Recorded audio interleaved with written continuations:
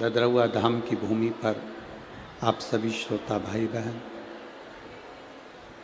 कथा के मुख्य यजमान श्री अखिलेश जी तिवारी इटावा उत्तर प्रदेश से हैं, जिन पर भगवान शिव की कृपा, संत गुरु की कृपा और ददरौआ श्री बालाजी सरकार की कृपा हुई।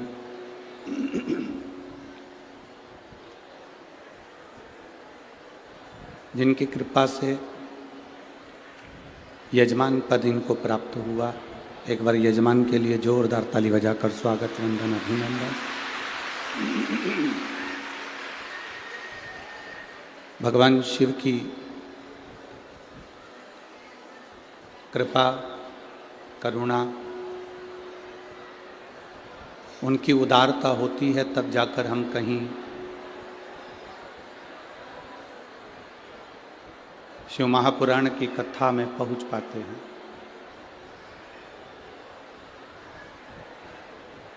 बाबा देव अधिदेव महादेव की कृपा बिना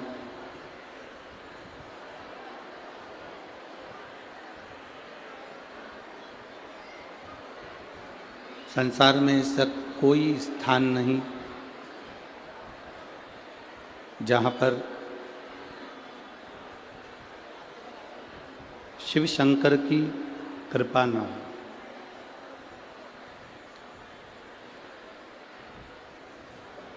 कल हमने कथा में एक बात कही थी कि जन्म लेना सरल है, पर मृत्यु लोक में आना सरल है। जन्म लेना सरल है, पर शिव महापुराण की कथा कहती है जन्म लेने के बाद भगवान की भक्ति में डूबना, भगवान के भजन में डूबना, अविरल भक्ति में डूबना, ये कठिन है।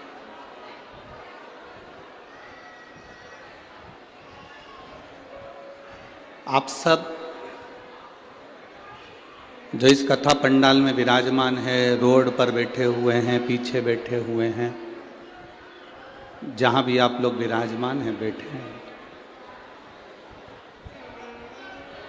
अपने आप को, आज खुद को आप धन्यवाद देना।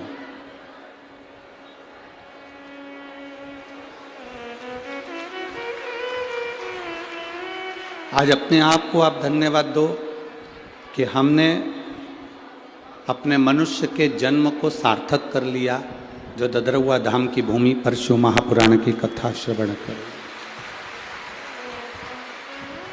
अपना जीवन हम सार्थक करते चले।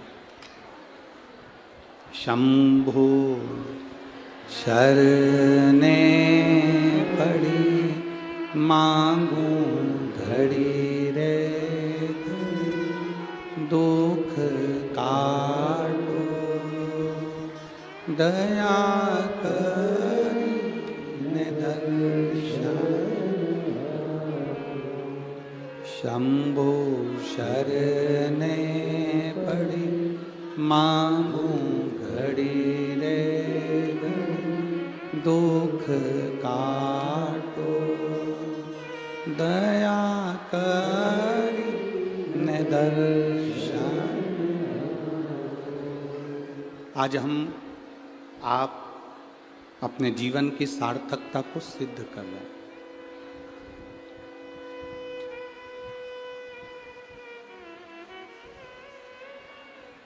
ऐसा कोई जन्म नहीं होता मनुष्य का जिस जन्म में मनुष्य के पति नहीं होता, पत्नी नहीं होती, बच्चे नहीं होते। जितने जन्म होंगे,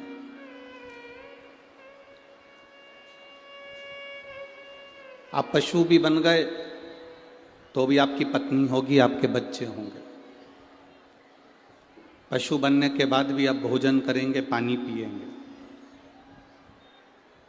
आप श्वान बन गए, कुत्ता बन गए तो भी आपकी पत्नी होगी, पति होगा, बच्चे होंगे, भोजन करोगे, पानी पियोगे, घर होगा, सब कुछ होगा।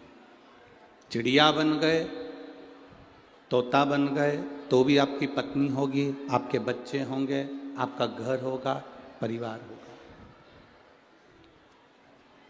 माथे का जुआ बन गए तो भी आपकी पत्नी होगी, आपके बच्चे होंगे, आपका परिवार होगा। खाओगे भी, पियोगे भी और रहोगे। संसार में 84 लाख योनि जो आखिरी की योनि है मनुष्य की, 83,99,999 योनियां काटने के बाद ये 84 लाखवें नंबर की जो योनि मिली है, ये मनुष्य की देह। 83,99,999 योनि काटने के बाद ये योनि मिली है, ये मानव की देह मिली। जितनी योनियां 83,99,999 जितनी योनि हमको मिली, सारी योनि में हमारी पत्नी भी रही, हमारे बच्चे भी रहे, हमारा परिवार भी रहा, घर भी रहा, हमने खाया भी, पानी भी पिया, घूमे भी, फिरे भी, सब करा। पर 83,99,999 योनि में हमने खाया पिया, पत्नी बच्चे सब रहे, पर 83,99,999 योनि में हम भगवान का भजन नहीं कर पाए, शिव पुराण नहीं सुन पाए, ये केवल 84 लाख में नंबर की योनि में सुन पाए। ये हमारी जो मनुष्य की देह है, जो ये मानव का शरीर है, इस योनि में हम सुन पाए। मेरी जीजियों, मेरी भिंड की जीजियों और मेरे जीजाओं, बहुत दूर दूर से आप लोग आए हो। कोई 40 किलोमीटर से, कोई 50 किलोमीटर से, कोई 100 किलोमीटर से, कोई 150 किलोमीटर से, बहुत दूर दूर से आप लोग यहाँ पहुँचे हो। आप लोगों से केवल इतना सा कहना चाहूँगा, 200-500 रुपये खर्च कर आप कथा के पंडाल तक पहुँचे हो, तो आपसे केवल निवेदन इतना है, मान रहे हैं कि जगह नहीं है कहीं पर भी, रोडों पर भी लोग फुल बैठे हुए हैं, और यहाँ से आधा किलोमीटर तक इधर, आधा किलोमीटर तक इधर तक लोग रोडों पर, रोड के किनारे, पेड़ों की छाँव में, दुकानों में बैठे हुए हैं। हम मान रहे हैं ये सब चीज़ें, आप लोग LED पर, टीवी पर सब देख रहे होंगे। और हमारा निवेदन है, जहाँ तक आवाज़ जा रही है, कहीं पर भी बैठकर आप शिव महापुराण की कथा को श्रवण करिए, बाबा से झोली पसार कर प्रणाम कर कर विनती करिए। बाबा सर्वस्व है, ये मत सोचना कि बाबा यहीं देगा। बाबा जहाँ तुम कथा सुन लोगे बैठकर, बाबा मेरा वहाँ आकर भंडार भर देगा। तुम जहाँ मौका मिले,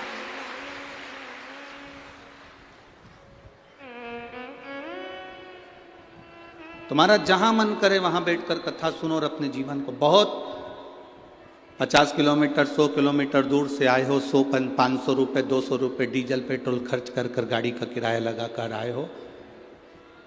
हम तो 2.5 घंटा, आधा घंटा तो आशीष भैया बोल लेते हैं, 2.5 घंटा हम कथा बाज कर चले जाएंगे। पर हमारी तो विनती बाबा से इतनी सी है कि आप जो झोली लेकर आए हो, मेरा भोलेनाथ, मेरा ददरुआ सरकार आपकी झोली भर कर दे। दिल से सुनो। पड़ोसन अगर बोले भी तो उसको सिर पे पल्लू रखकर उसके पांव पढ़ लो कि तू 3 घंटे के बाद बोल लेना, 4 बजे के बाद खूब बोल, पर अभी मौन रहकर कथा का लाभ लीजिए। बड़ी मुश्किल से मिली है भिंड जिले को कथा। वो तो सरकार पूज्य गुरु जी का कोई हनुमान जी से प्रार्थना करी होगी, और हनुमान जी महाराज की कृपा से ये कथा ददरुआ धाम तक पहुंची है, तो ये कुछ बाबा की कृपा है। 2024, 2025, 2026, 2027 तक कथाओं की बुकिंग है। कथाएं लाइन से हैं, वो तो कोई खाली होती है तो किसी ना किसी को मिल जाती है, किसी ना किसी रूप में बाबा करा लो। तो ये तो सरकार की कृपा, महाराज जी की अपने चंबल क्षेत्रवासियों के प्रति जो प्रेम है, वो प्रेम यहाँ झलक रहा है, जो ये कथा ददरुआ क्षेत्र में हो रही है। ये शिव कृपा।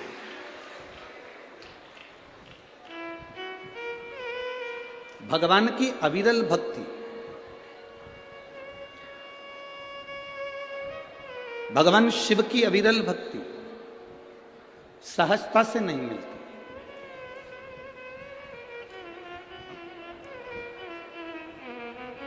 देखो कितना सुंदर कहा है, सती जैसा त्याग होना चाहिए, पार्वती जैसा तप होना चाहिए। सती जैसा त्याग हो, पार्वती जैसा तप हो और नंदी जैसी प्रतीक्षा हो, तब जाकर मेरा महादेव आपको प्राप्त हो पाता है। शिव ऐसे ही नहीं प्राप्त हो जाता। सती जैसा त्याग। कोई कह रहा था माता सती ने अपने पति की निंदा नहीं सुनी। ना ना, शिव महापुराण की कथा में उमा खंड में लिखा गया, सती खंड में लिखा गया, सती अपने पति की निंदा नहीं सुनी। यह बात नहीं लिखा स्कंद पुराण में या शिव पुराण में। लिंग पुराण में भी यह वर्णन नहीं आया, कूर्म पुराण में भी यह वर्णन नहीं आया। शास्त्र में वर्णन आया सती अपने पति की निंदा से मतलब नहीं है। पुराण में लिखा है सती शिव की निंदा नहीं सुन सकी।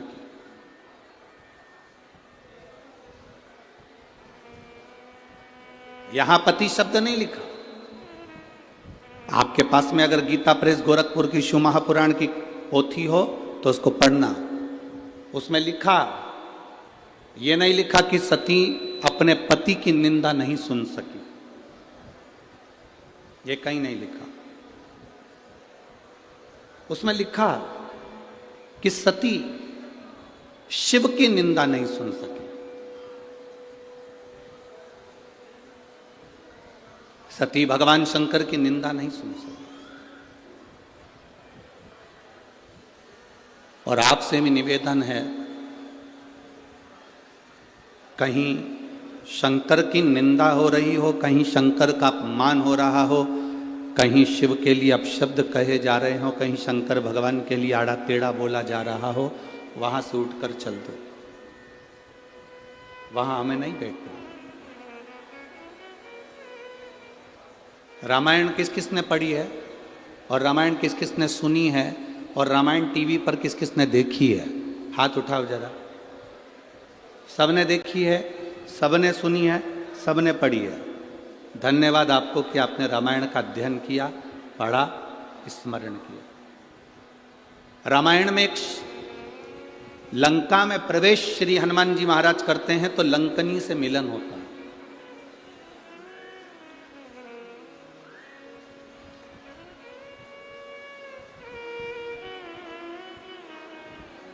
हनुमान जी महाराज जब लंका में प्रवेश कर रहे हैं तब एक स्त्री, लंकनी नाम की एक स्त्री मिलती है। सुरसा मिली, माता कहकर प्रणाम करा। छाया पकड़ने वाली राक्षसी मिली, प्रणाम करा माता कहकर। लंकनी मिली,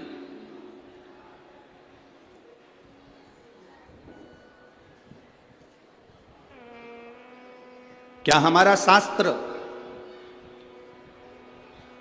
क्या हमारा वेद, क्या हमारा पुराण ये कहता है कि स्त्री को मारा जाए या स्त्री को हाथ मारा जाए या थप्पड़ मारा जाए या गाली दी जाए? किसी वेद में, किसी पुराण में, किसी शास्त्र में ऐसा वर्णन नहीं है।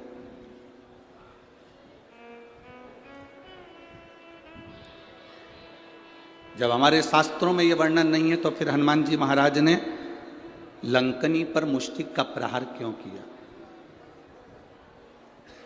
जरा विचार करना। बहुत गहन शिव महापुराण की ये शंकर सुमन शिव महापुराण की जो कथा मिली है, ये पूरे विश्व के लिए मिली है। इस पर गहन चिंतन करना चाहिए। गहन चिंतन करना चाहिए कि जब हमारे शास्त्र कहते हैं, जब हमारी पुराण कहती है, जब हमारे वेद कहते हैं कि स्त्री पर हाथ ना उठाया जाए, स्त्री को गाली ना दी जाए, स्त्री को अपशब्द ना किया जाए, स्त्री को ताना ना दिया जाए, फिर ये लंकनी पर मुष्टिक प्रहार करना।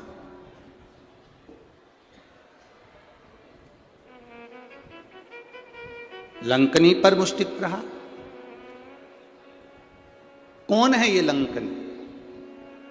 कौन है ये स्त्री जो लंका के दरवाजे पर खड़ी है और इंतजार कर रही है श्री हनुमान जी महाराज का कि एक बानर आएगा, मुझे स्पर्श करेगा, मेरे ऊपर मुष्टिक का प्रहार करेगा और मेरे प्राण छूटेंगे। कौन है ये?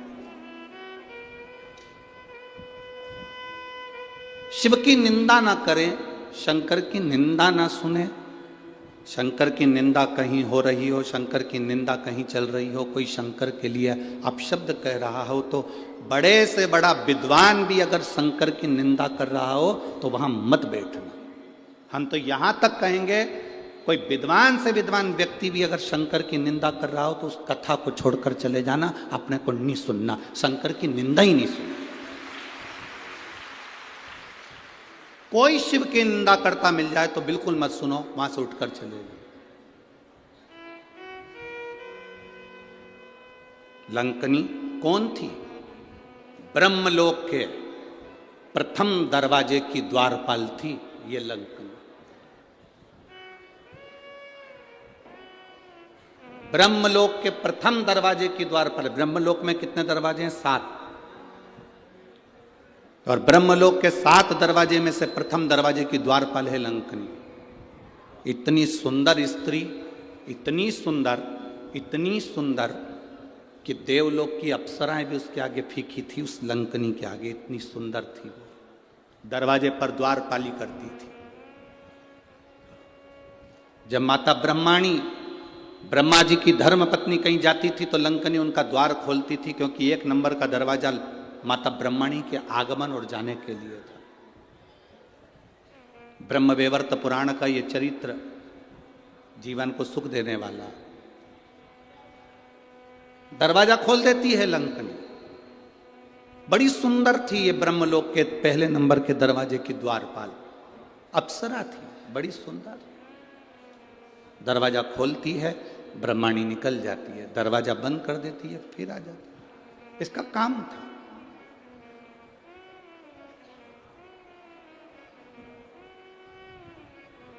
आप में से कई लोग ऐसे होंगे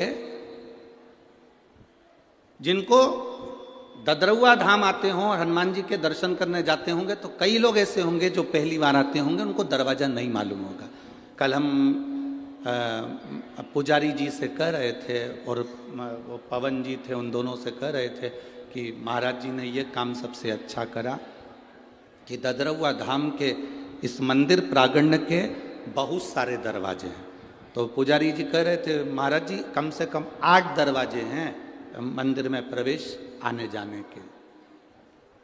इसी ब्रह्मलोक में ब्रह्मा जी के प्रवेश द्वार 7, उसमें से एक द्वार पर दरवाजे पर ये सुंदर स्त्री खड़ी है जो दरवाजा खोलती है, बंद करती है, पहरेदारी करती है, चौकीदारी करती है। अब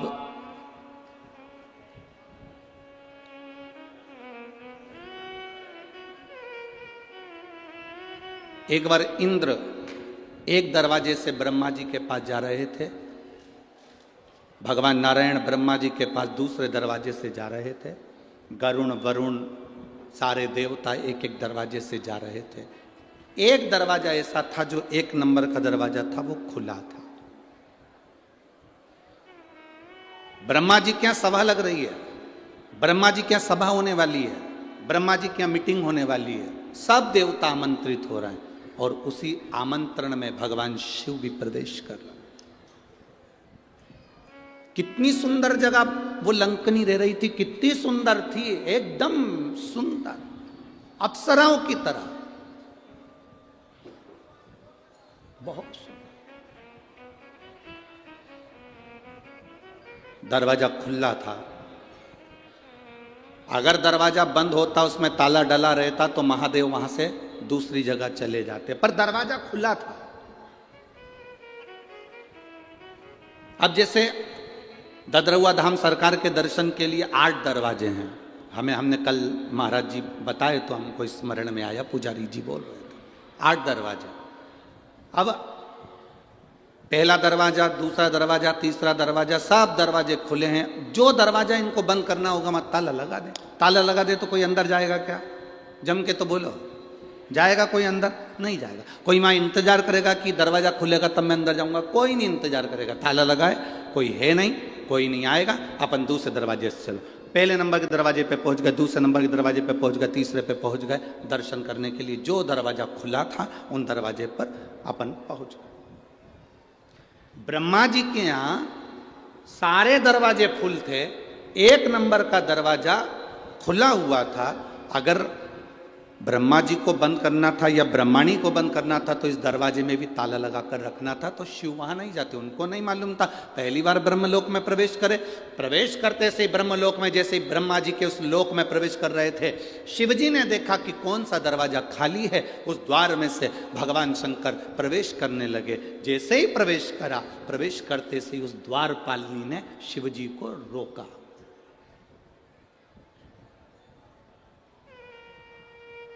वो दरवाजे पे खड़ी हुई उस लंकनी ने, उस द्वारपालिनी ने, जो सुंदर है, अति रमणीय, अति सुंदर, उसने रोक दिया।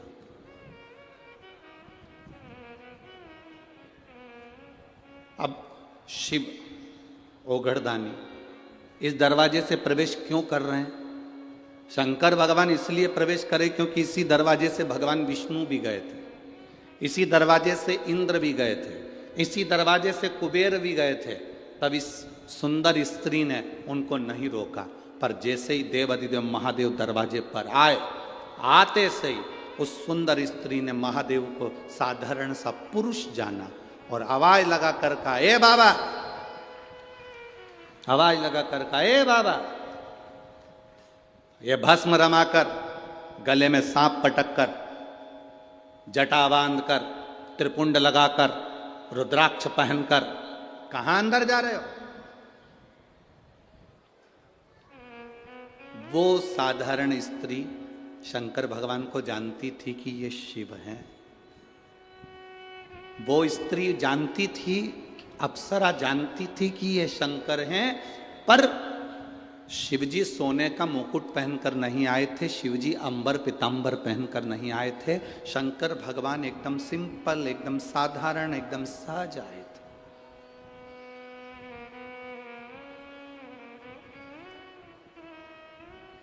अब यहाँ जितने संत बैठे हैं आप इनका दर्शन कर रहे हो, और भी संत आए उनका कभी दर्शन करिए, और भी संत आए उनका दर्शन करिए। जितने उधर बैठे हैं उन संतों का भी दर्शन करिए, और भी कुंभ के मेले में जाने के बाद में आप कुंभ के मेले में दर्शन करिए संतों का। कोई भस्म चढ़ाया हुआ है, जटाजूट बांधा हुआ है, मृगछाला पहना हुआ है, रुद्राक्ष पहना हुआ है, किसी संत को कभी हल्के में मत लो। हमने कह दिया ये बड़े हैं वो छोटे हैं, ये बड़ा है वो छोटा, ना ना ना ना, ये हमारी दृष्टि है कि हम बड़ा छोटा करते। संत, साधु, गुरु और अग्नि, अग्नि देखिए, आग कभी छोटी नहीं होती। आग घास के पुले पर कपड़े में, कागज में छोटी सी चिंगारी भी पटक दो, पूरा मकान जलाकर राख कर देती है, पूरा मकान। संत, साधु, गुरुजन, ब्राह्मण जन, अग्नि साधारण नहीं होती, छोटी से छोटी अग्नि भी पूरे मकान को जलाने की सामर्थ्यता रखती है। छोटे से छोटा संत भी राम नाम, कृष्ण नाम, शिव नाम में इतना डूबा रहता है कि दुनिया के पाप को जलाने की सामर्थ्यता रखता है। हम उसको ले लेते हैं हल्के में। नहीं, साधारण संत होंगे, हाउ पंडित जी का छोरा होगा, हाउ ऐसा होगा, हाउ वैसा होगा, ना ना ना ना।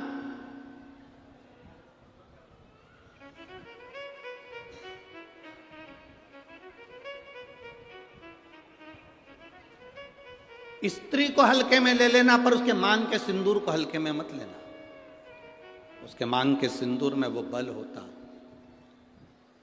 महाराज, जब स्त्री हाथ में सिंदूरा लेती है ना, आपके इधर कैसे सिंदूर लगाते हैं हमको तो नहीं मालूम, पर सुहागन स्त्री जिसकी शादी हो गई, वो स्त्री जब अपने हाथ में सिंदूरा लेती है, स्त्री कभी भी सिंदूर जब लगाती है तो सिंदूर की डब्बी को कहीं रखकर नहीं लगाती, हमेशा याद रखना।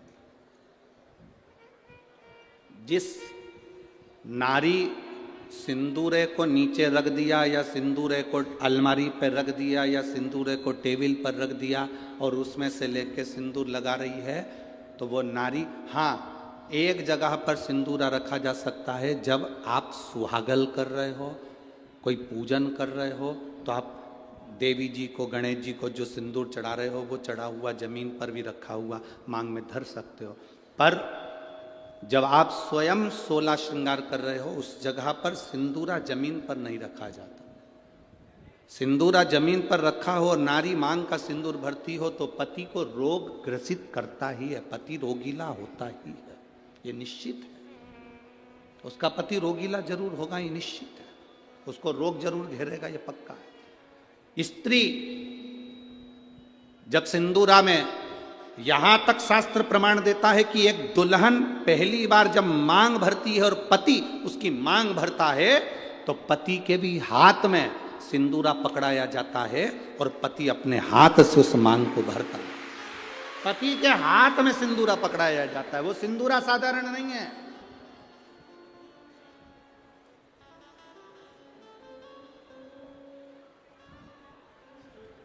आप में से कोई ऐसी आलसन हो सकती हैं, कोई ना कोई ऐसे आलसी हो सकते हैं कि ड्रॉज खोली, उसमें रखा था, उसी में से निकाल के और भर ली और उसी में रख दिया। ऐसी कहीं कहीं की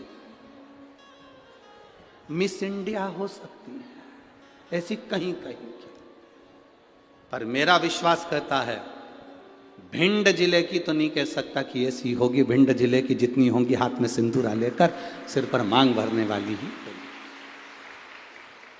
सिंदूरा हाथ में लेकर, तो स्त्री को हल्के में ले लो पर उसके सिंदूर को हल्के में नहीं ले सकते, सिंदूर में वो बल होता।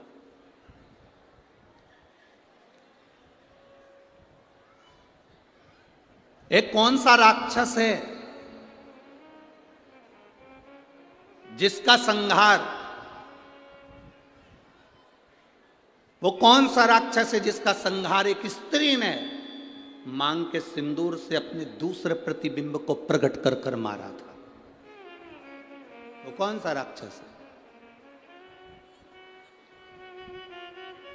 ऐसा कौन सा राक्षस जिसको वर था कि वो स्त्री के हाथ से मरेगा और स्त्री अपने मांग के सिंदूर से, उस सिंदूर से अपनी परछाया प्रकट कर लेती है और परछाया से मारती है? वो एक ही राक्षस था, मुल्कासुर। कौन सा राक्षस? मुल्कासुर। उसको माता जानकी जी ने मारा था, लंका में जाकर मारा था, लंका के दरवाजे पर। कौन था मुल्कासुर? कुंभकर्ण की पत्नी का पुत्र, कुंभकर्ण का बेटा। कुंभकर्ण की जो पत्नियां थी उसमें से एक करकटी थी जिसका पुत्र भीम था। उस भीम को शिवजी ने मारा था तो वो भीमा शंकर बन गया था। और कुंभकर्ण का एक बेटा था मुल्कासुर, जो जन्म लेने के बाद मूल में हुआ था तो उसको भिगवा दिया गया था, जिसको सीता जी ने मारा था, माता जानकी जी ने मारा था। मांग के सिंदूर में कितना बल होता है।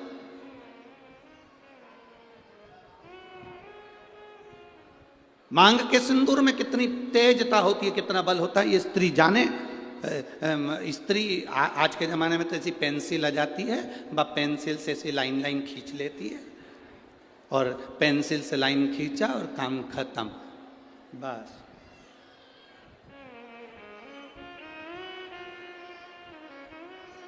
नहीं नहीं भाई,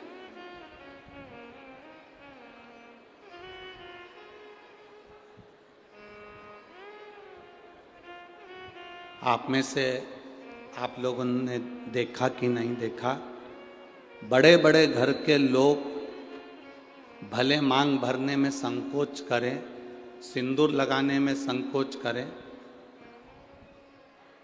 पर तुम्हारे यहाँ पर कोई काम करने वाली आई हो ना, तुम्हारे यहाँ कोई बर्तन मांजने वाली आई हो, वजन ढोने वाली, ईंट रखने वाली, फावड़ा गेती रखने वाली, रेत भरने वाली, वो काम करने वाली स्त्री को देखना। एक पैसे वाले के यहाँ की नारी भले मांग भरने में संकोच कर सकती है, पर एक गरीब स्त्री कभी मांग भरने में संकोच नहीं करती, वो मांग भर कर चलती।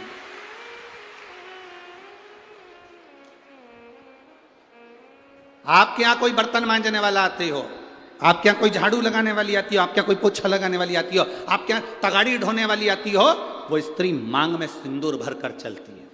बोलो री जीजी, आप लोगों ने देखा है कि नहीं देखा? ईमानदारी से बोलना हो। कथा ऐसे नहीं चलती कि महाराज ने बोल दिया तुमने स्वीकार कर लिया। तुम तो दिल से बोलो कि तुमने देखा कि नहीं देखा।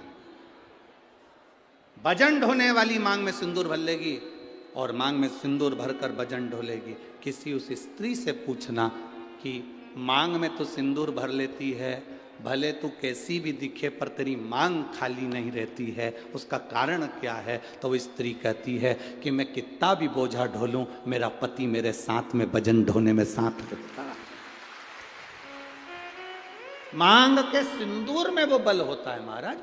वो सिंदूर जो सीता जी अपनी मांग में भर रही, वो सिंदूर आज तक ददरुआ धाम सरकार श्री हनुमान जी महाराज के तन पर तुम्हें लगा हुआ दिखता है। उस सिंदूर में कितना बल होगा, उस सिंदूर में कितना आनंद होगा, वो सिंदूर क्या साधारण होगा?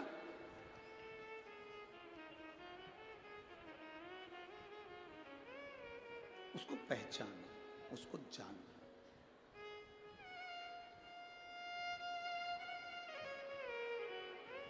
जरा विचार करिएगा, स्मरण में लाइएगा। वो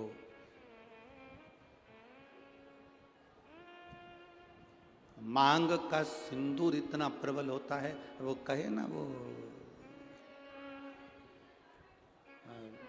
मुल्कासुर की वो कथा आती है, आप लोगों ने सुनी तो होगी, हमारे स्मरण में है कि आप लोग सुन के तो रखे होंगे, पर फिर भी आज शिव महापुराण में निकली है तो आप स्मरण करेंगे। कुंभकर्ण का बेटा मुल्कासुर मूल में पैदा हो गया। कुंभकर्ण को मालूम पड़ा मेरा बेटा मूल में पैदा हुआ है। कुंभकर्ण ने दासियों से कहा कर कह दिया इसको जंगल में फेंक दो, ले जाओ इसको और वन में डाल दो, ले जाओ इसको जंगल में फेंको। अब उस बच्चे को ले जाकर जंगल में फेंक दिया। मूल में हुआ था, जंगल में फेंका। जंगल में फेंका, एक मधुमक्खी ने उस बच्चे को देख लिया।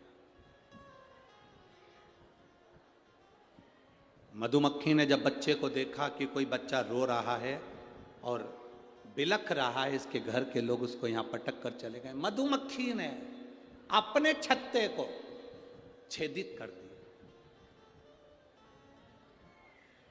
मधुमक्खी अपने छत्ते को बनाती है, कभी छत्ते को छेदित नहीं करती कि उसमें से शहद नीचे गिरे। कभी छेदित नहीं करती मधुमक्खी अपने छत्ते को, बनाती है छत्ता पर छेदित नहीं करती। छत्ता बनाएगी पर छेदित ना करेगी, छेदित ना करेगी।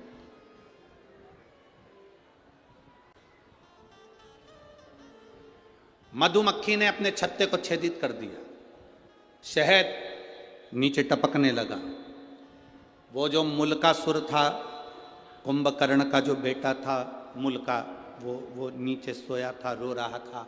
मुंह में शहद उसके जाने लगा।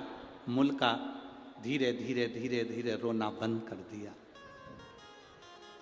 दूसरी मधुमक्खी आ गई, तीसरी मधुमक्खी आ गई। बहुत सारी मधुमक्खियों ने उस बालक को पाल पोस कर बड़ा करा और उसका नाम मुल्का, कुंभकर्ण का बेटा।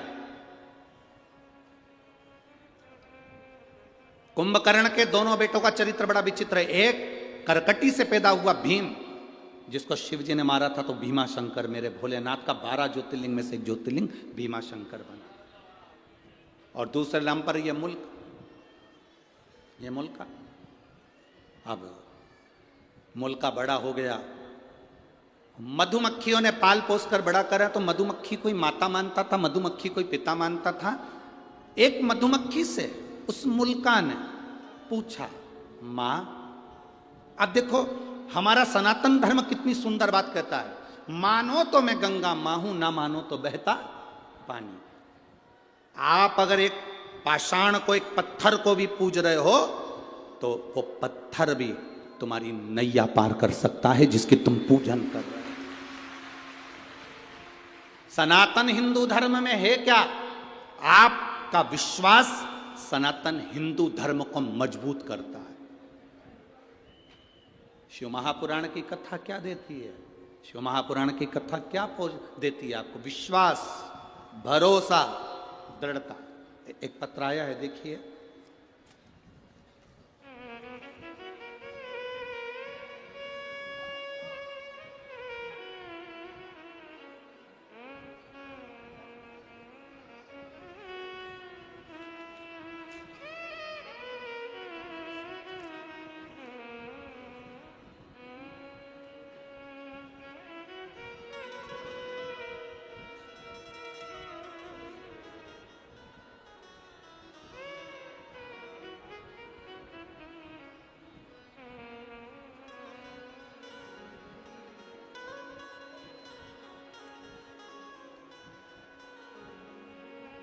भरोसा देखिएगा।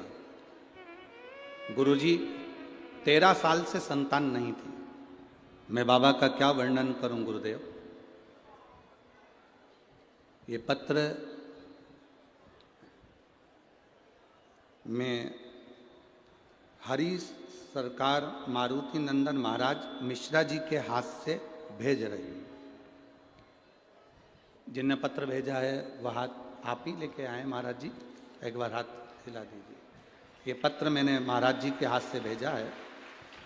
मैं दिल्ली से लाइव देख रही हूँ इस कथा को। ददरवा धाम सरकार के चरणों को नमन करती हूँ। गुरुदेव, ये पत्र मैं हनुमान हरि सरकार मारुति नंदन महाराज जी मिश्रा जी के माध्यम से भेज रही हूँ। गुरुदेव, 13 साल से मेरे यहाँ बच्चे नहीं थे। मैं बाबा का क्या वर्णन करूं। मेरे पति दिल्ली पुलिस में एसआई के पद पर तैनात हैं। मेरा नाम वीर सिंह यादव है, मेरी पत्नी का नाम मंजू यादव है। मैं जिला भिंड के थाना मो तहसील गोहद ग्राम धमूरी, जो ददरवा धाम से मात्र 2 किलोमीटर की दूरी पर स्थित है, वहाँ का रहने वाला। मेरे यहाँ संतान नहीं थी। मैं बाबा को क्या वर्णन करूं गुरुदेव। सब जगह गए, कोई सुख ना मिला। तब शिवजी पर एक लोटा जल चढ़ाना प्रारंभ करा। तब मेरी पत्नी ने मुझसे कहा, तो मैंने मेरी पत्नी से कहा, क्या शंकर जी पे जल चढ़ाने से औलाद हो जाती है, संतान हो जाती है? अगर ऐसा होता तो पूरा विज्ञान फेल हो जाता, पूरा साइंस फेल हो जाता। फिर भी गुरुजी, मेरी पत्नी मुझे रोज पानी का लोटा हाथ में पकड़ाती, मैं शिव जी को चढ़ाता। डॉक्टरों ने तो 13 साल से जांच करी और हर बार यही कहा कि तुम्हारे यहाँ कभी संतान नहीं होगी। मेरी पत्नी और मैं शिव जी को जल चढ़ाकर वहीं बैठकर पी लेते। आपने कहा था नंदी के पास बैठकर शंकर का दर्शन करा करो और शिव जी से जो कहोगे नंदी सुनेगा और वो देगा। सफेद आंकड़े की जड़ का प्रयोग करा, शिव जी पे चढ़ा हुआ जल पीना प्रारंभ करा। बाबा की कृपा क्या होती है गुरुदेव। 16 अक्टूबर 2023 के दिन सोमवार को मेरे यहाँ पुत्र रत्न की प्राप्ति हुई है। मैं बाबा को धन्यवाद करता हूँ, प्रणाम करता हूँ। बैठिए महाराज, प्रणाम आपको। शिव कृपा इसी को कहते हैं। केवल एक सनातन हिंदू धर्म ऐसा है, भारत की भूमि पर सनातन धर्म ऐसा है जो पत्थर में भी प्राण देता है। सनातन हिंदू धर्म केवल ऐसा है जो विश्वास को पक्का करता है, भरोसे को दृढ़ करता है और परमात्मा का दर्शन करता है। आप में से कई माताएं ऐसी बैठी हैं जिन्होंने पशुपति व्रत करा होगा और बाबा ने दिया होगा, एक लोटा जल चढ़ाया होगा, बाबा ने दिया होगा। ददरवा धाम आए होगे तो हनुमान जी ने दिया होगा। संसार में जन्म लिया है तो हमने उस परमात्मा की भक्ति करी और उससे हमें मिला, विश्वास के बल पर।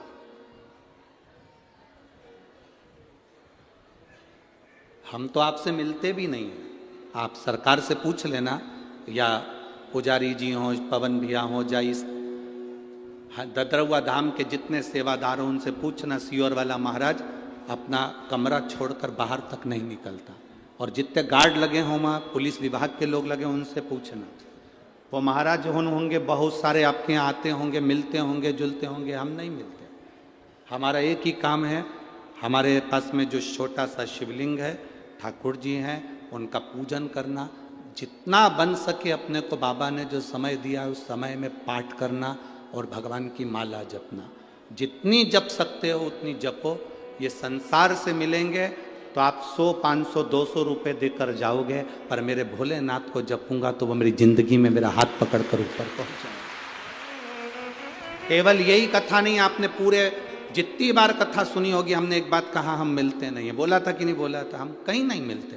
पीछे के 1-2 दिन होते हैं जिसमें कहीं कोई मिलने वाला होता है तो मिलते, ना मिलते, कमरे से निकलते ही नहीं। और हमारे कमरे में हमारे चाहे गार्ड हो, चाहे आशीष भैया हो, चाहे हमारे ब्राह्मण हो, हमारे कमरे में नहीं आते।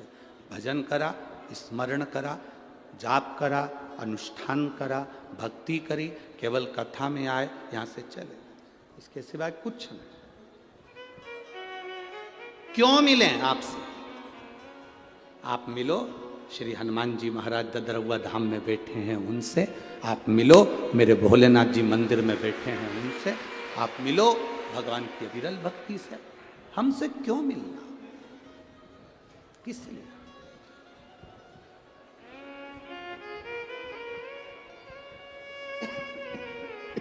आप उसकी भक्ति करो, आप उसका भजन करो, आप उसका स्मरण करो।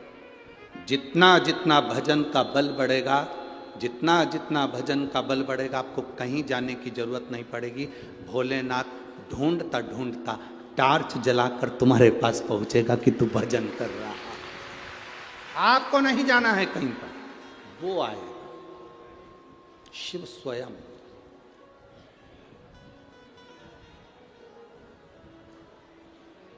शंभू का मतलब क्या होता है? अपन कहते हैं भोले शंभू। शंभू का मतलब क्या? स्वयं भू। किसी देवता को शंभू नहीं कहा गया, केवल एक देवाधिदेव महादेव जिनको शंभू कहा गया, क्योंकि वो स्वयं भू है, स्वयं प्रगट है। ना कभी जन्म हुआ, ना कभी मरता है। वो दुनिया के साथ में आज भी है, कल भी रहेगा। ब्रह्मांड नष्ट भी हो गया तो शिव रहेगा, बाकी का सब स्वयं भू है वो, इसलिए उसको शंभू कहा गया। स्वयं भू शंभू है।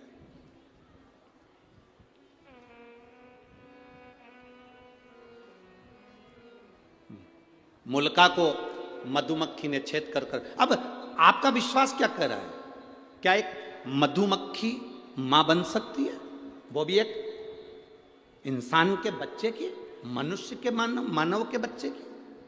मधुमक्खी से मुल्का ने पूछा, मां, मधुमक्खी से पूछ रहा है, मां मैं किसका भजन करूं?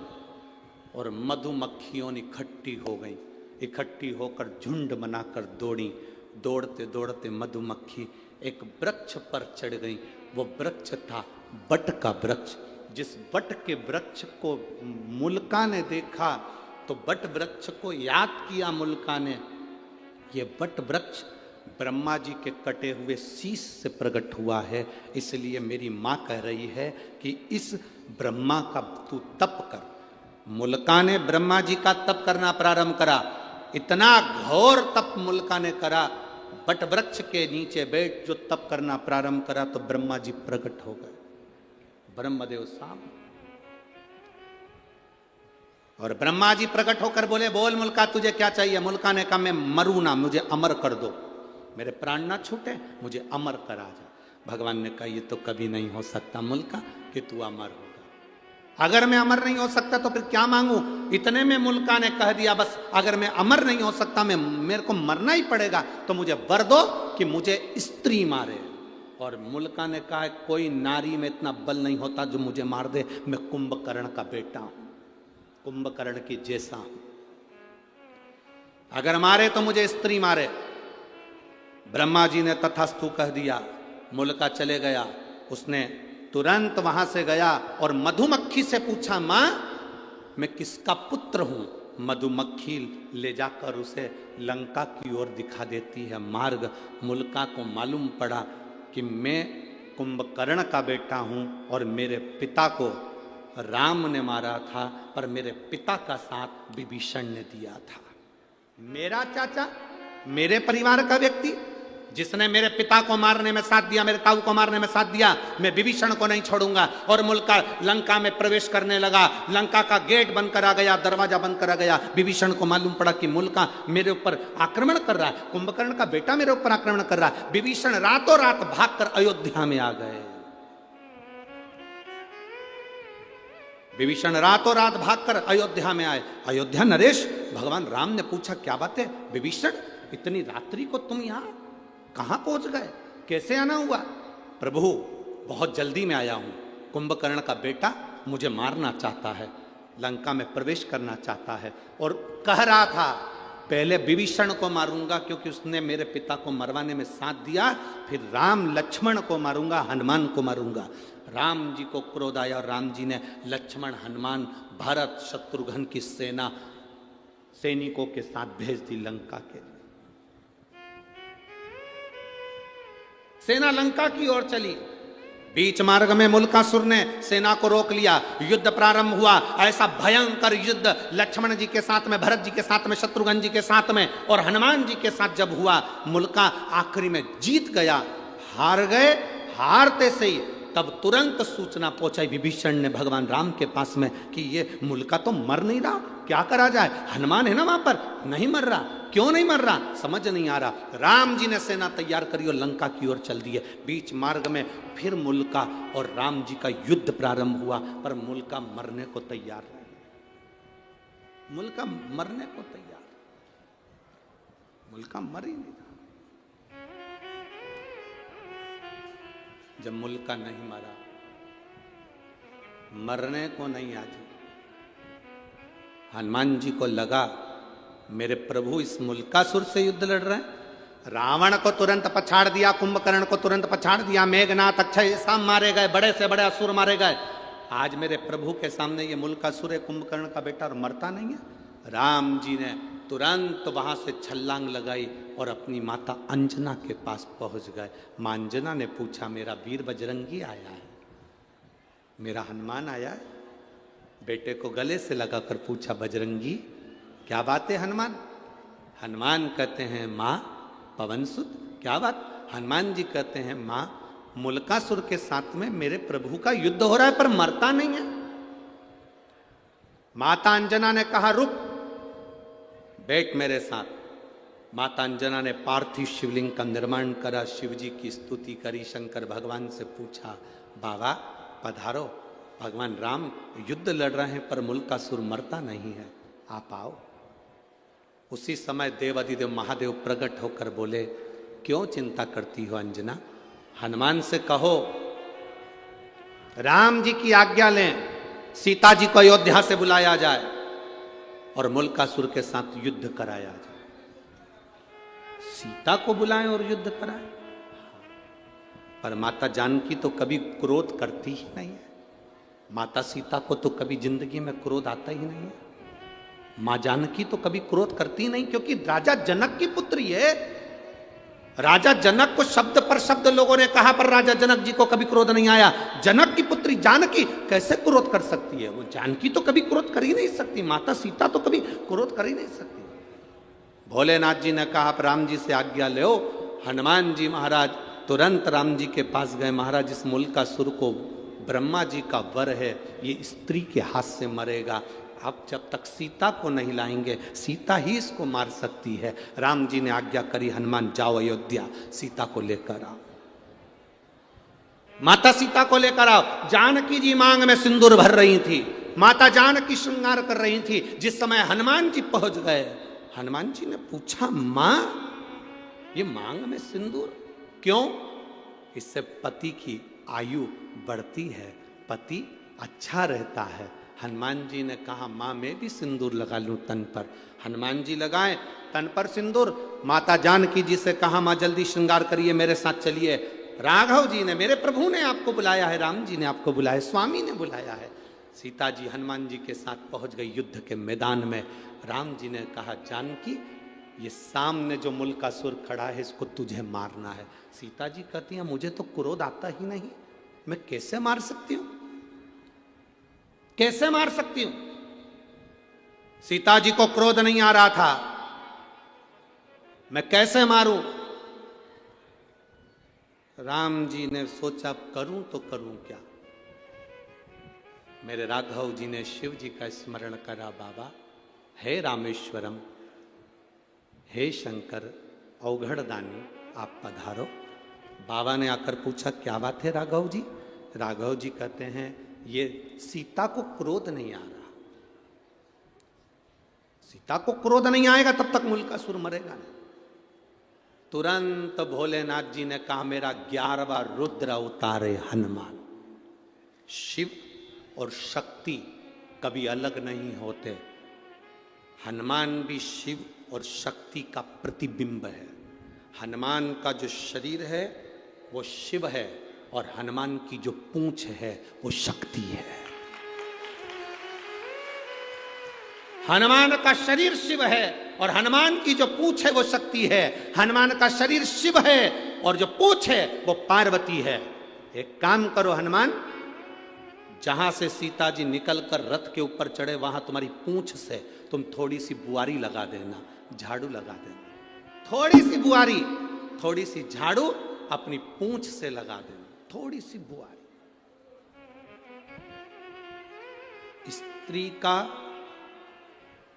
स्त्री का पल्लू, थोड़ा ध्यान देना, बहुत अच्छी विषय है। वो तो ये शंकर सुमन शिव महापुराण की कथा चल रही है तो ये प्रसंग निकले हैं, नहीं तो ये प्रसंग शिव पुराण में हम कभी ना सुनाते। स्त्री का पल्लू,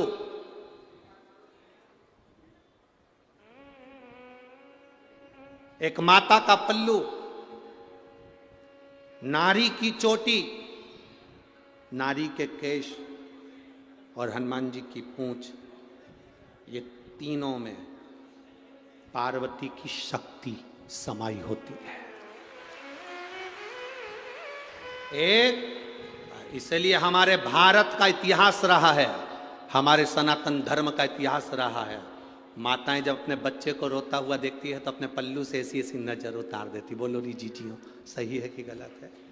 चलो ये भी जाने दो, जब लड़का शादी के लिए जाता है या लड़की की शादी होती है तो माँ अपने पल्लू में 2-3 चीज रखती है। एक तो वो ऐसी मथनी करती है ना, क्या बोलते हैं उसको, रई। रई, ऐसी रई को अपने पल्लू में लेके दूल्हे के ऊपर से, दुल्हन के ऊपर से ऐसा ऐसा करती है।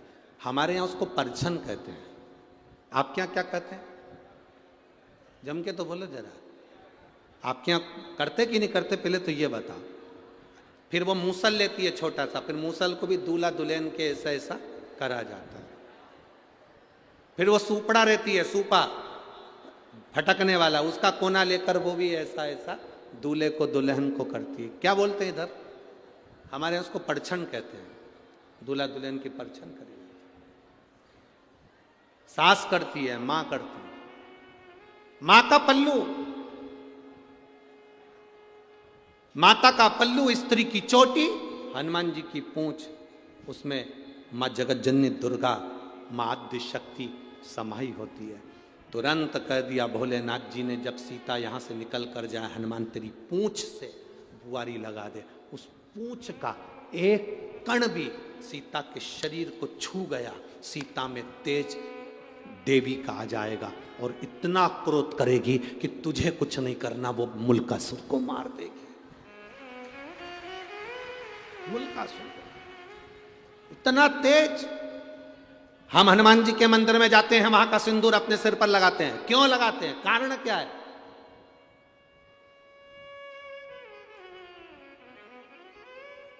हम हनुमान जी के मंदिर में जाकर उनका सिंदूर लेकर अपने सिर पर लगा रहे हैं। हनुमान जी के सिर पे से सिंदूर नहीं लेते हैं। लेते हैं? अरे बोलो तो जम के। हनुमान जी के कान के पास से सिंदूर नहीं लेते हैं। हनुमान जी की छाती पर से सिंदूर नहीं लेते, हनुमान जी के हाथ के पास से सिंदूर नहीं लेते, हनुमान जी के चरणों से सिंदूर लेते हैं, क्योंकि पूंछ नीचे रहती है, उसका चरण मात्र में भी अगर कोई अंश आया होगा तो हमारा कल्याण हो गया।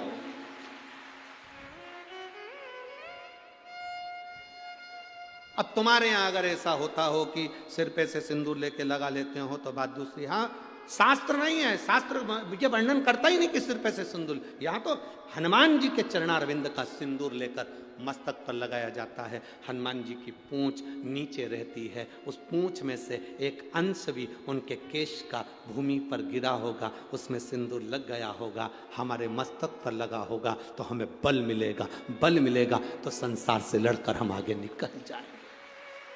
पवन तनय संकट हरन मंगल मूरति राम लखन सीता सहित हृदय। शिव है वो। शंकर भगवान ने कहा हनुमान सीता जी, सीता माता जानकी चली, चलते ही हनुमान जी ने बुहारी काढ़ी, बुहारी काढ़ते से माँ जानकी ने देखा सामने मूलकासुर को। सीता जी ने अपने मांग के सिंदूर का स्पर्श कर कर अपनी छाया प्रकट कर दी। जानकी नहीं, सीता की छाया प्रकट हो गई और सीता माता की छाया ने ऐसा विकराल रूप धारण करा कि मूलकासुर को 5 बाण में त्रस्त कर कर उसको पछाड़ दिया। अंत में मूलकासुर मर गया, मूलकासुर मर गया।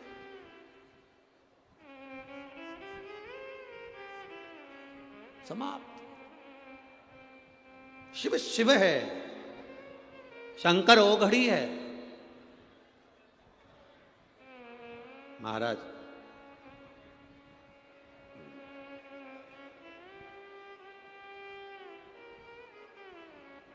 लोग कहते हैं भगवान शंकर का नाम किस टाइम लेना चाहिए, भगवान शंकर का भजन किस टाइम करना चाहिए। हम कहते हैं शिव के भजन का कोई टाइम नहीं है, शंकर का भजन 8 याम करना चाहिए। 8 याम। जब तुम्हारा मन करे तब शिव जपो, जब तुम्हारा मन जपे, मन कहे तब राम जपो, जब तुम्हारा मन कहे तब तुम सीता जपो, जब तुम्हारा मन कहे तब कृष्ण जपो, जब तुम्हारा मन कहे तब भगवान का भजन करो। 8 याम सीता राम 24 घंटे हर पल हर घड़ी जपना चाहिए। तो किसी ने कहा, एक महाराज जी प्रवचन में कह रहे थे कि सुबेरे शाम जपना चाहिए। हमने कहा महाराज जी से पूछो, दोपहर में तो नहीं मरेंगे, उनसे पूछो। जो तुमसे कहते हैं कि केवल सुबेरे शाम भगवान का भजन करना चाहिए, उनसे पूछा जाए क्या दोपहर में नहीं मरोगे कि रात को नहीं मरोगे। जब तुम्हारी श्वास चल रही है, 21,600 श्वास इस शरीर में से जो निकल रही है, 3.5 करोड़ रोम छिद्र इस शरीर के जो आनंद दे रहे हैं, हर घड़ी हर पल हर क्षण जपो। शास्त्र तो कहता है 24 घंटे भगवान का भजन करो। 24 घंटे नहीं कर सकते तो कम से कम 12 घंटे तो भगवान का भजन करो। 12 घंटे नहीं कर सकते तो 6 घंटे तो करो। 6 घंटे नहीं कर सकते तो 3 घंटा भगवान का भजन करो। 3 घंटा नहीं कर सकते तो कम से कम 1.5 घंटा तो करो रे। 1.5 घंटा नहीं कर सकते तो आधा घंटा करो। आधा घंटा भी अगर भगवान का नाम नहीं ले सकते तो 15 मिनट लो। 15 मिनट भगवान का नाम भजन नहीं कर सकते तो 5 मिनट करो। 5 मिनट नहीं कर सकते तो 1 मिनट करो। और 1 मिनट भी अगर भगवान का भजन नहीं कर सकते तो चुल्लू भर पानी में डूब मरो। 24 घंटे में से 1 मिनट भी तुम परमात्मा के लिए नहीं निकाले, तुम्हारा जीवन बेकार है। काय का जीवन? ददरौआ धाम के नजदीक में रह रहे हो, 8-10 किलोमीटर 40-50 किलोमीटर दूरी के रह रहे हो, और उसके बाद भी सोच रहे हो कथा में जाऊंगा, कथा में जाऊंगा, कथा में जाऊंगा। बाबा ने कितनी कृपा करी, ये सोचो। गुरु महाराज को धन्यवाद देना कि कितनी बड़ी कृपा भोलेनाथ ने करी, जो यहाँ कथा का आयोजन शिव ने करवा दिया। जरा विचार करिए, सोचिए।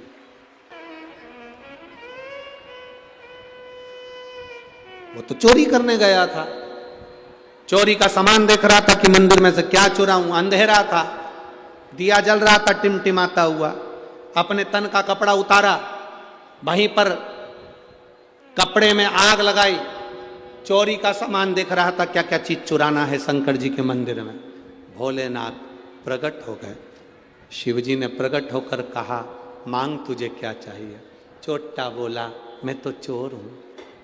शंकर जी बोले भले तू चोट्टा है, पर मेरे मंदिर में आज तूने शिवरात्रि के दिन प्रकाश कर दिया, उजाला कर दिया, मैं भी तेरी जिंदगी में उजाला करना चाहता हूं। मांग मांग, तुझे चाहिए। अब भोलेनाथ जी ने उसको कुबेर की सिंहासन दे दिया, चोर को कुबेर बना दिया, चोर को कुबेर। गया चोर ऊपर कुबेर के सिंहासन पर, कुबेर बैठा था, उससे कहा उतरो नीचे, ये कुर्सी हमारी है। उतरो नीचे, ये कुर्सी हमारी है, उतर जाओ जल्दी से नीचे, यहां पर उतरो। कुबेर ने कहा भाई देख हम कैसे उतर जाएं, भला जरा बता, ये कुर्सी तो हमारी है। नहीं, भोलेनाथ जी ने ये कुर्सी मेरे को दी है, शंकर जी ने कुर्सी मुझे दी है, भोले बाबा ने ये कुर्सी मुझे दी है, तुम उतरो। कुबेर नीचे उतरा, रोता रोता कुबेर इंद्र के पास गए। इंद्र ने कहा इस मामले में हम कुछ नहीं बोल सकते, इस मामले में हम कुछ नहीं बोल सकते। रोता रोता कुबेर भगवान विष्णु के पास गए। भगवान विष्णु ने कहा क्या हुआ? भगवान विष्णु बोले इस मामले में हम कुछ नहीं कह सकते। रोता रोता कुबेर ब्रह्मा जी के पास गए। ब्रह्मा जी उनको लेकर भगवान विष्णु के पास चले गए। भगवान नारायण से कहा प्रभु ये बात तो बहुत गलत है, जब कुबेर को कुर्सी मैंने दी थी तो फिर ये शंकर जी ने इसको कुर्सी कैसे दे दी, वो चोर को कुर्सी कैसे दे दी? भगवान विष्णु बोले देखो ब्रह्मा जी, शंकर जी के मामले में हम नहीं बोल सकते, ध्यान देना, ब्रह्मा जी तुम्हारे भाग्य को लिख सकते हैं, विधाता तुम्हारे भाग्य को लिख सकता है, भगवान तुम्हारे भाग्य को लिख सकता है, पर केवल एक देव अधिदेव महादेव ऐसे हैं जो तुम्हारे भाग्य के लिखे को मिटाकर अच्छा लिख सकते हैं। अकाल मृत्यु वो मरे जो काम करे चंडाल का, और काल उसका क्या बिगाड़े जो भक्त हो मां। जो शिव का उपासक उसको क्या चिंता?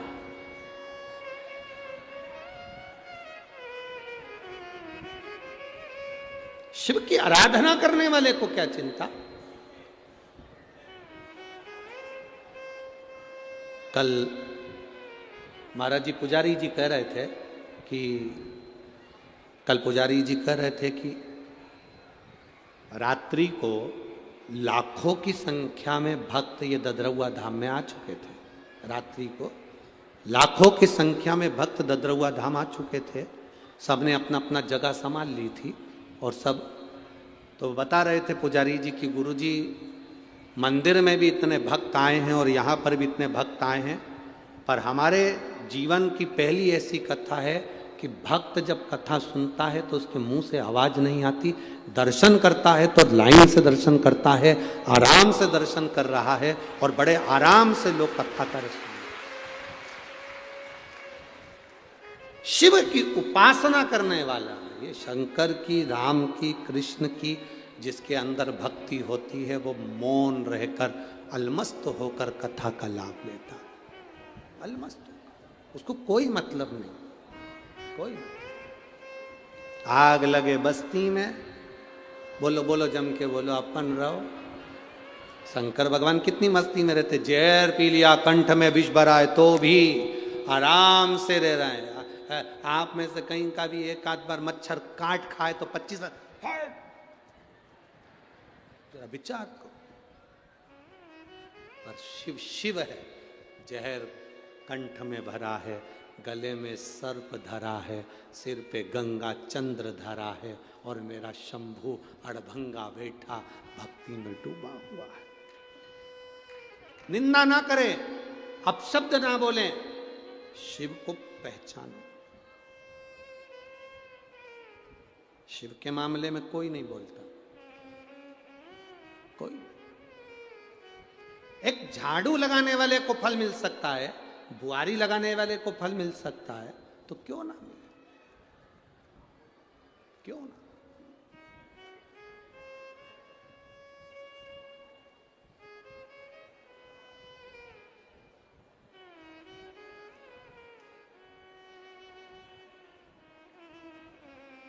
एक महिला ने एक पत्र लिखा है।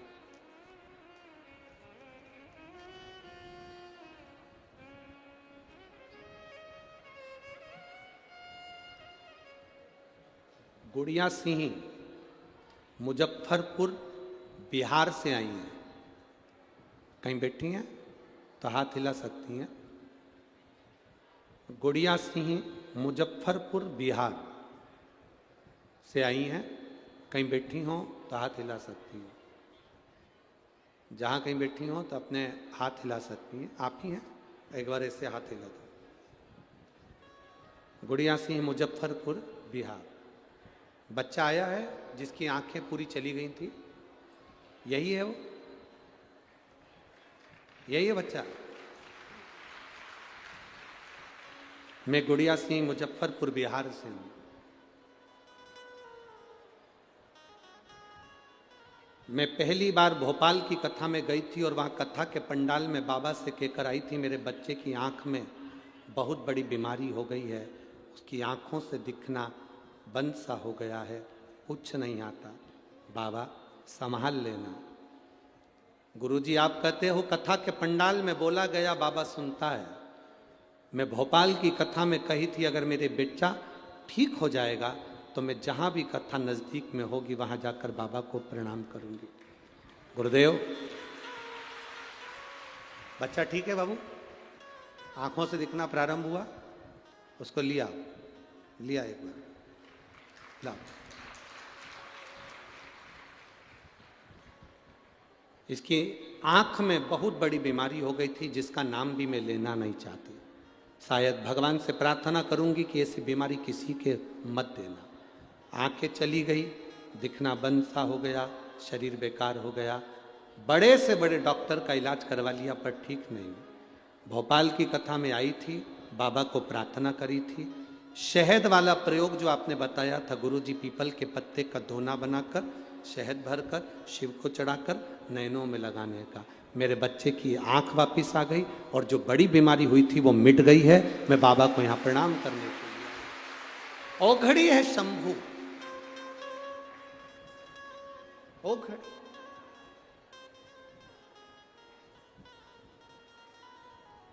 आपका विश्वास जितना दृढ़ होगा, आपका भरोसा जितना दृढ़ होगा, यहां आपका भरोसा आपको विजय दिलाता, आपका विश्वास आपको विजय दिलाता। आप झाड़ू भी लगा रहे हैं उसके दरवाजे की तो वो फल देता है।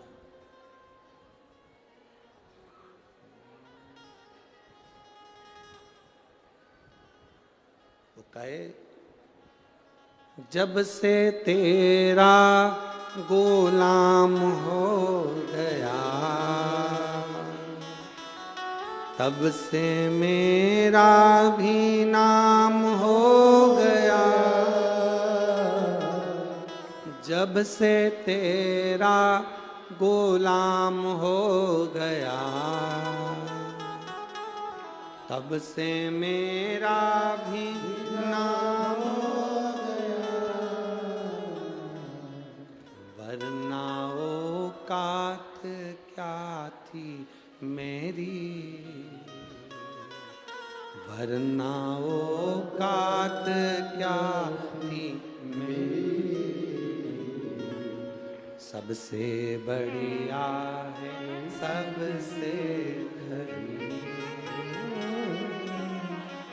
भोले बाबा तेरी नौकरी।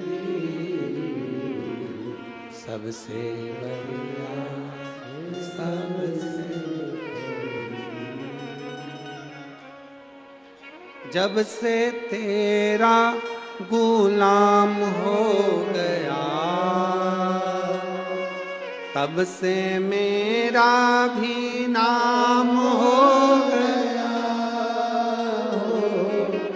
जब से तेरा गुलाम हो गया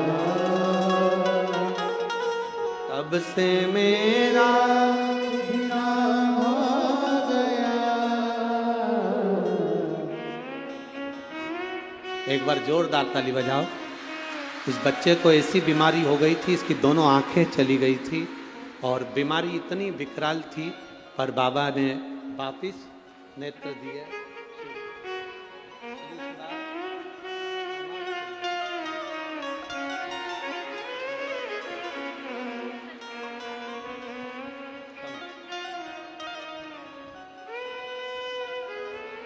वरना औकात क्या थी मेरी, सबसे बढ़िया सबसे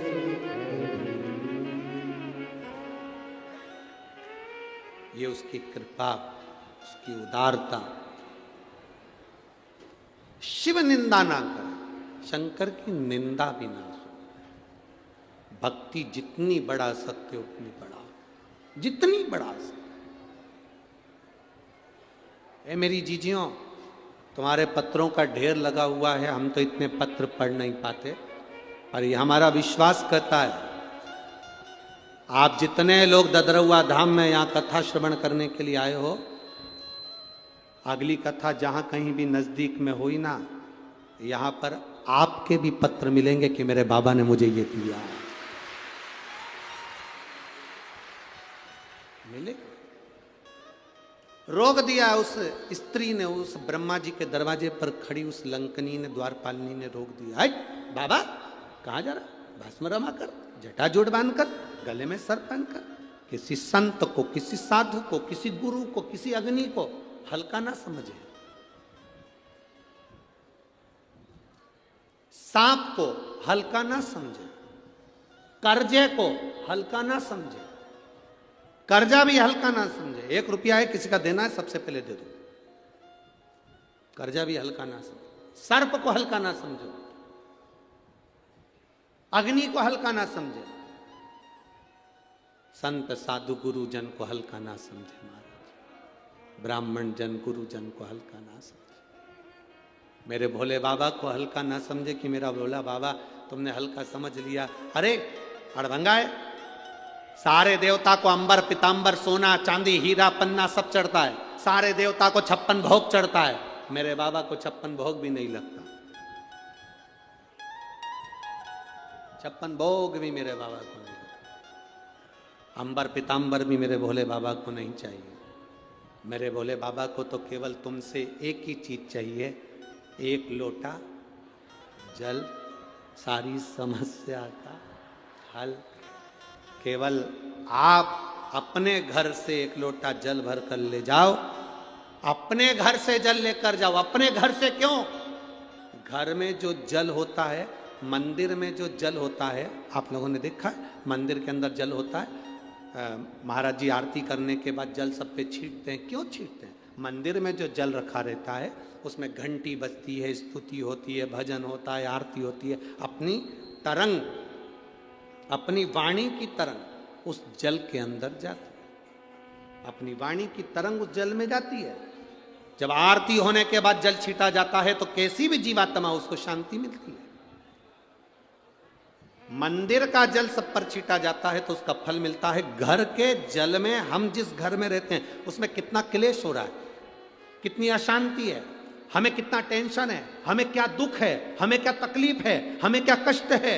जब हम घर में बात करते हैं, परिवार में बात होती है तो हमारी तरंग जल में जाती है। और घर का जल जब हम महादेव को चढ़ाते हैं तो अपनी सारी चिंता हम महादेव को छोड़ देते हैं, सारी चिंता।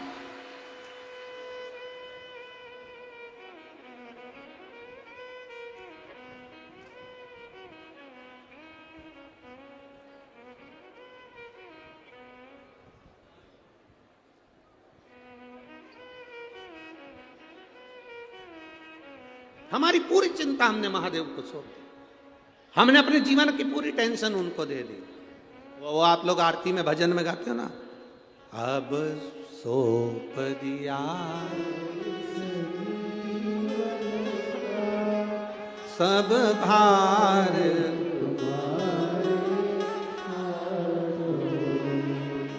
हे हार तुम्हारे और जी तुम्हारे। हम अपना पूरी चिंता, पूरा टेंशन, पूरा विचार भगवान को दे देते हैं और देते रहना चाहिए। कोई तुमको गाली दे, एक शब्द भी पलट कर मत बोलो। कोई तुमको अपशब्द कहे, एक शब्द पलट कर मत बोलो। दक्ष प्रजापति ने शंकर भगवान को श्राप दिया, शिव मैं तुझे श्राप देता हूं कि तू शमशान में रहेगा। शंकर भगवान खुश हो गए, मेरे ससुर ने मुझे जो स्थान दिया वो बहुत अच्छा दिया। ससुर दामाद को प्लाट दिलाता है, उस प्लाट पर कोई कब्जा कर ले तो ससुर का मन दुखता है। दक्ष प्रजापति शंकर भगवान के ससुर हैं, उन्होंने शंकर भगवान को श्राप दिया कि तू शमशान में रहेगा। दक्ष प्रजापति ससुर ने शंकर भगवान को प्लाट भी दिया, तो ऐसी जगह दिया जहां कोई कब्जा ही नहीं करेगा।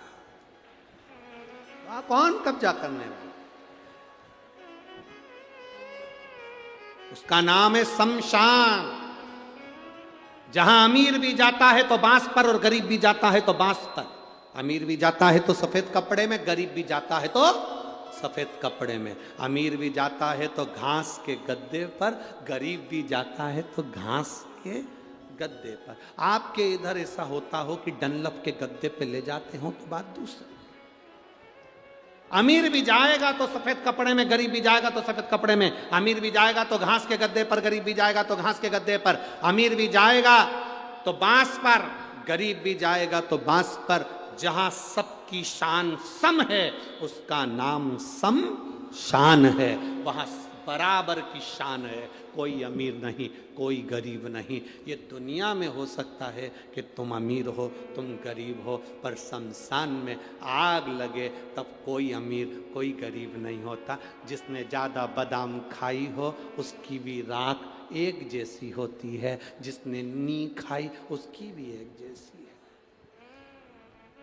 हो सकता है बादाम खाने वाले की राख थोड़ी क्वालिटी बान हो तो भर के रख, पर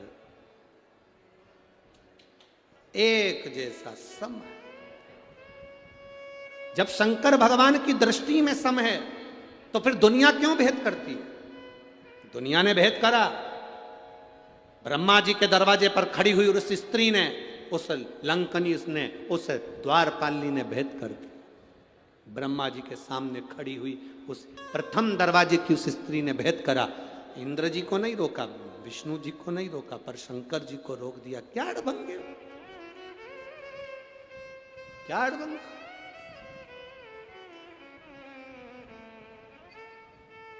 ये क्या बना रखा है तुमने? इस दरवाजे से तुम प्रवेश नहीं कर सकते, अंदर नहीं जा सकते, बाहर निकलो। क्या वेश है तुम्हारा? अड़भंगे हो तुम।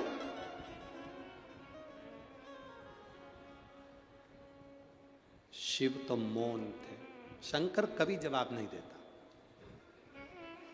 शंकर का जो भक्त होता है ना, शिव की उपासना करने वाला होता है ना, वो कभी जवाब नहीं देता। आप उसको गाली दे दो, अपशब्द कह दो, ताना दे दो, वो कभी जवाब नहीं देगा, क्योंकि उसको भरोसा है।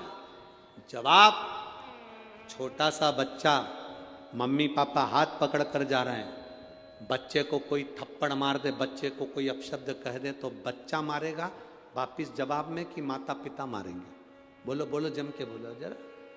बच्चा तो मारेगा नहीं, माता पिता चिल्लाएंगे, ए मेरी औलाद को कैसे हाथ लगा लिया, मेरे बेटे को कैसे छीन लिया, मेरे बेटे को कैसे गाली दे दी। माता पिता ने उठाया, दो थप्पड़ दिया। याद रखना, शंकर का उपासक, शंकर की आराधना करने वाला, शिव की उपासना करने वाले का जवाब शिव भक्त कभी नहीं देता, उसका जवाब उसका शंभु देता है, उसका शिव देता है। वो कभी जवाब नहीं देगा, जवाब वो दे।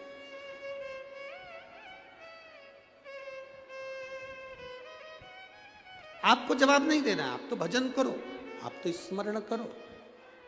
ये कथा जो ददरौआ धाम में हो रही है, ये कथा तो कल सुबह 9 बजे से 12 बजे तक हो जाएगी, 12 बजे विराम हो जाएगी टीवी पे, वही 1 बजे से 4 बजे तक आ जाएगी।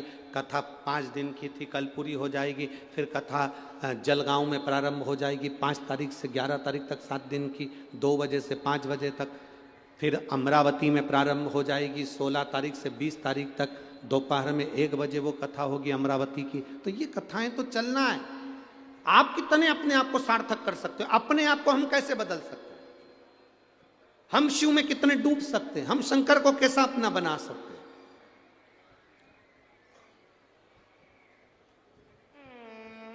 जमीन अच्छी होगी, फसल अच्छी होगी। जमीन बेकार होगी तो फसल बेकार होगी। आपकी भक्ति अच्छी होगी तो भगवान फल भी अच्छा देता है। भक्ति गड़बड़ हुई तो फल नहीं देगा। भक्ति तो ठीक हो, आपका भजन का बल बढ़ाओ। राम राम रटते रहो जब तक घट में प्राण, कबहू तो दीन दयाल के भनक पड़ेगी। जपते रहो, पुकारते रहो, वो पुकारोगे वो सुनेगा। लोग कहते हैं शिव पुराण कितनी बार सुनना चाहिए? हम कहते हैं रोज सुनना चाहिए। और आप में से कई माताएं ऐसी भी होंगी जो रोज टीवी पर सुनती होंगी। कितनी है? जरा हाथ उठाओ। अच्छा सबई धर लो वापिस धर लो जी। चंबल की जी हो, रख लो। बहुत बढ़िया। बोलबम का नारा है। आवाज नहीं आई है, जरा दम के बोलो। बोलबम का नारा है, सहारा। ठीक है। पुरुष बोले हैं कि महिलाएं बोली इतनी तेज आवाज में? अच्छा पहले मेरा निवेदन है, पुरुष लोग नहीं बोलना है, पहले माताओं लेडीज फर्स्ट। तुम जीजी हो, मेरी हिम्मत हो, हारना नहीं, दम से बोलना। बोल बम का नारा है, बहुत जोरदार। अब मेरे जी जाओ, तुम्हारे साले को कुछ मत देना। अब निवेदन है तुम बोल जरूर दे।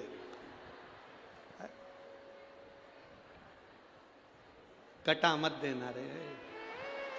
अच्छी दमदारी से बोलियो। बोल बम का नारा है। तुम्हारे पास माइक था, तुम जीजा नहीं हो। अच्छा तुम मतलब स्त्री हो कि पुरुष हो? तो फिर आवाज में बोलना चाहिए ना। तुम लोगों को माइक दिया इतना तेज तो आवाज इनकी और बोल्ड हो जाती। चल जाने दो, अच्छा अपन सब मिलके बोल रहे हैं, बराबर बराबर है। आवाज बिल्कुल जोरदार है, ऐसा नहीं। फिर भी हमारी जीजी की है, सरकार जीजा पानी भरे। फिर भी दमदारी तो जीजी है, बहुत जोरदार बोलिए हो। बोल सीताराम सरकार की, ददरौआ धाम श्री हनुमान जी महाराज की। जोरदार, इसको कहे आनंद है। शिव कथा कह रही है, हमें निंदा नहीं सुनना है, हमें निंदा से दूर रहना, परे, बहुत परे। कह दिया, शिव जी को रोक दिया। शंकर ने जवाब नहीं दिया, शिव जी वहां से चले। शंकर जी तो चले गए, पर सभा में आज भोलेनाथ जी नहीं दिख रहे। सभा में आज भोलेनाथ जी नहीं दिख रहे। ब्रह्मा जी ने तुरंत गरुण देव को बुलाकर कहा, गरुण जरा जाकर पता करो कि भगवान शिव इस सभा में क्यों नहीं आए। बाबा देवादिदेव महादेव सभा में क्यों ना पहुंचे? जाओ जरा पता करो। कोई अपशब्द कहे, ना पलट कर जवाब दो। कोई गाली दे, ना पलट कर जवाब दो। कोई आड़ा टेढ़ा बोल दे, नहीं पलट कर जवाब दो। बदला नहीं लेना अपन को। बदला लेने में कई लोगों के तो कुल डूब गए। बदला लेने में कुल डूब गए। बदला लेने में पूरा वंश डूब गया।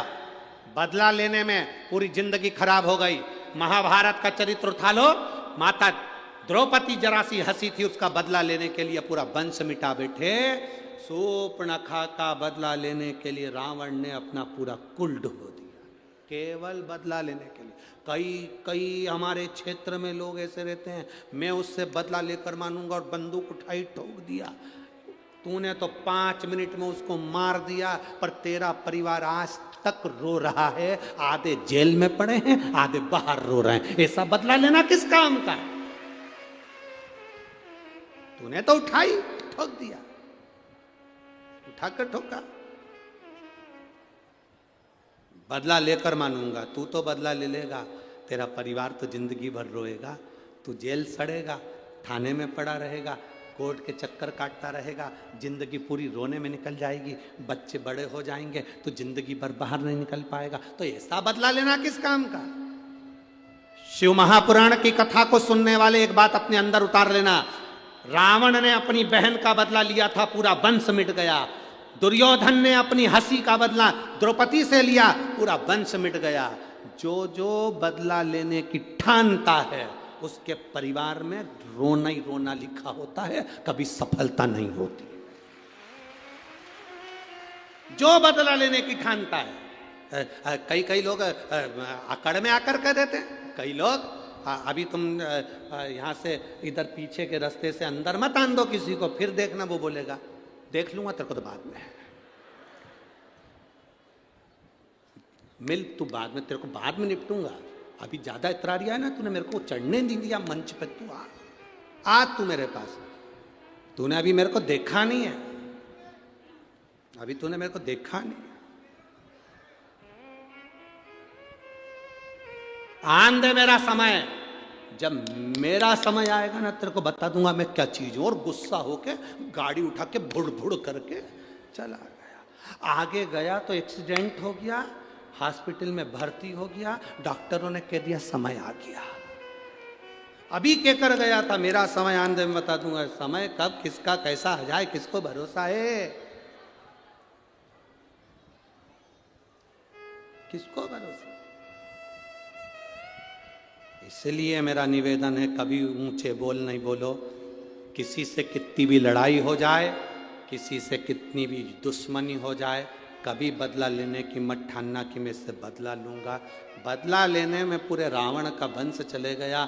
सूर्पणखा का बदला लेने गया था और मालूम पड़े पूरा सूपड़ा साफ हो गया। दुर्योधन बदला लेने के लिए गया था कि इस द्रौपदी ने मेरे ऊपर हंसा है, बदला लेकर मानूंगा, और दुर्योधन का पूरा वंश नष्ट हो गया।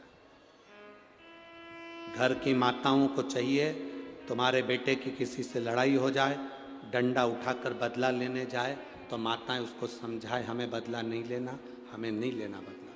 तू लड़ाई करेगा, तलवार उठाएगा, छुरा उठाएगा, बंदूक उठाएगा, मार देगा, थाने में पड़ा रहेगा, तेरे छोटे छोटे बच्चे जिंदगी भर रोते रहेंगे। 5 मिनट का 10 मिनट का गुस्सा 10 साल तक जेल में सड़ा देता है। इसलिए वो 10 मिनट के गुस्से को चूल्हे में पटक दो और एंजॉय की जिंदगी जियो, खुश होकर। प्रसन्न चित्त में अपने जीवन को जियो, स्माइल देकर, खुश होकर, आनंद के साथ जियो। समझौता करना जानो, समझौता। जब थाने में जाते हो तो टीआई भी कह देता है देखो आपस में मेलचेल कर लो, थोड़ी बहुत बातचीत करो, समझौता करो। उसको मालूम है टीआई को केस चलेगा 10 साल 20 साल 15 साल निकल जाएगा। पुलिस वाले को मालूम है 25 साल निकल जाएगा, ये जिंदगी भर ऐसे रगड़ाएगा, एक अंदर पड़ा रहेगा। इसलिए समझौता करो। निवेदन है, पति पत्नी में लड़ाई हो जाए समझौता करिए, आपस में बच्चों में लड़ाई हो जाए समझौता करिए। समझौता जिंदगी का एक सुख है, क्षमा कर देना एक आनंद है। बदला लेना आनंद नहीं है जितना क्षमा करना आनंद है। समझौता कर लीजिए। लड़ाई हो गई ना, कोई बात नहीं, टीआई कहता है, पुलिस वाला कहता है, थानेदार कहता है देखो बैठ जाओ आपस में समझौता कर लो। दोनों परिवार रो गए, अदालत में पैसा जाएगा, पैसा लगता चले जाएगा, जिंदगी निकल जाएगी, केस चलते चलते। समझौता करो, समझौता। जब आप थाने में जाकर आखिरी में जब केस समाप्ति नहीं होता तब समझौता करते हो, 25 साल निकल गए तब समझौता करा तो कहीं खाक करा। समझौता पहले करिए, अपने दिल से समझौता कर कर चलिए। मुझे अगर कोई कह भी देगा तो मैं सुनकर निकाल दूंगा, पर किसी को मैं ये नहीं कहूंगा कि मैं तुझसे बदला लूंगा। मैं कभी आड़ा टेढ़ा नहीं करूंगा, मैं समझौता लेकर चलूंगा अपने जीवन में। शंकर भगवान से सीख कर चलना। शिव जी कभी पलट कर जवाब नहीं देते, कभी पलट कर। शंकर भगवान ने जितने असुरों को मारा, एक भी असुर से, एक भी राक्षस से शंकर जी की दुश्मनी नहीं थी। एक भी राक्षस से शंकर जी की दुश्मनी नहीं थी, एक भी। तुम अंदाजा लगा कर देखो, वो भस्मासुर राजा था, एक बार प्रवचन सुन लिया उसने, और प्रवचन सुनकर भस्मासुर ने विचार कर लिया, मैं भगवान शंकर की पूजन करूंगा, शिव जी की पूजन में लग गया। लोग कहते भस्मासुर था, असुर था, राक्षस था। हम कहते उसके बराबर भक्त नहीं था भस्मासुर के बराबर। लोग कहते ताड़कासुर असुर था, राक्षस था। हम कहते ताड़कासुर के बराबर कोई भक्त नहीं था। शंकर जी ने जिसको मारा सब उनके भक्त थे। भस्मासुर राजा था। पत्नी ने पूछा क्या कर रहे हो? शिव जी की आराधना। शंकर का शिवलिंग बना था, पूजन करता। शंकर